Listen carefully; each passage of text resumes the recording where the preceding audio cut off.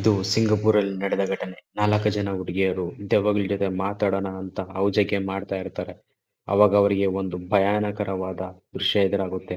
ಅದೇನು ಅಂತ ಈ ವಿಡಿಯೋದಲ್ಲಿ ನೀವೇ ನೋಡಿ. Next question. Di kopi ten kau tanya.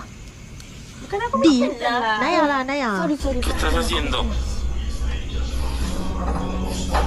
María José, te estoy hablando.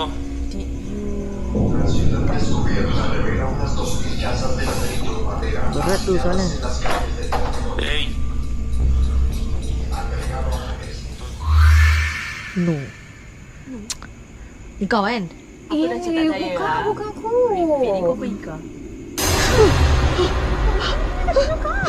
Kau yang aku dah cakap jangan tekan tadi kan. Tunggu. Okay, siapa nak tanya next soalan ni? Akulah.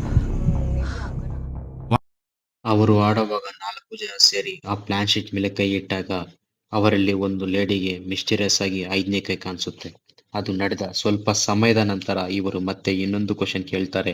ಆವಾಗ್ಲೇ ಇದೇ ತರ ಇನ್ನೊಂದು ದೃಶ್ಯ ಎದುರಾಗುತ್ತೆ. Stop. No. This is not me. This is really not me. Not funny anymore. Ya, we should end this game. Aku dah cakap, we end this game. No, it's not me. Ini serius bukan aku. Naya, kau tengah uzur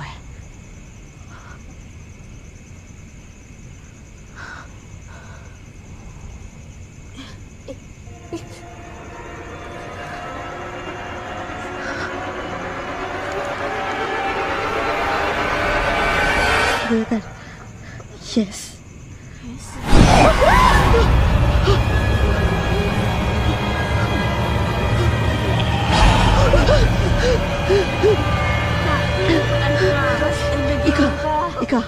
Ika, please. ಅಲ್ಲಿರೋ ದೆವ್ವ ಬರೀ ಒಂದು ಲೇಡಿಗೆ ಮಾತ್ರ ಕಾಣಿಸ್ತಾ ಇದೆ, ಬಟ್ ಬೇರೆ ಯಾರಿಗೂ ಕಾಣಿಸ್ತಾ ಇಲ್ಲ. ಆ ಗೇಮ್ನ ಆ ದೆವ್ವ ಹತ್ರ ಪರ್ಮಿಷನ್ ತಗೊಂಡು ಮಾತ್ರ ಔಜಾಗ್ ಗೇಮ್ನ ಏನ್ ಮಾಡಕ್ಕಾಗೋದು. ಆ ದೆವ್ವ ಅಗ್ರಿ ಮಾಡಿಲ್ಲ ಅಂದ್ರೆ ಆ ಗೇಮ್ನ ಏನ್ ಮಾಡಕ್ಕಾಗಲ್ಲ. ಅದು ಔಜಾಗ್ ಗೇಮ್ ರೂಲ್ಸ್. ಇವಾಗ ಅಲ್ಲಿ ಇನ್ನೊಂದು ಭಯಂಕರವಾದ ದೃಶ್ಯ ಎದುರಾಗುತ್ತೆ. ನಿಮ್ಮ ಮೊಬೈಲ್ನ ಗಟ್ಟಿಯಾಗಿ ಇಟ್ಕೊಂಡು ನೋಡಿ.